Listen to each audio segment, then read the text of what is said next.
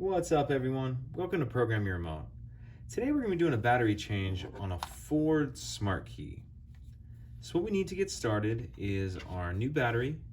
It takes a CR2032 battery. We'll need a flathead screwdriver. So the first thing we want to do is take our emergency key out of the bottom. That's done by pressing and holding the button on the back, and then the key will slide out like that. You can set that to the side. Now we'll grab our screwdriver, and if you look right here, you can see the slot the key came out of. You just want to take the tip of the screwdriver and put it in there just a little bit, and then pry up. And then that will pry the back off. And now we can see our battery here. And you just want to use your screwdriver to help get under the edge of it, like that.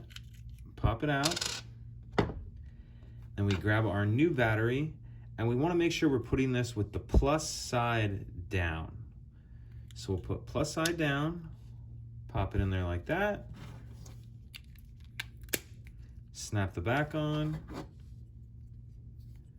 slide our key back in, and that's it. Pretty simple. If you have any questions, please let me know. If you could take a second to like and subscribe, it helps us out, and I'd appreciate it. Thank you.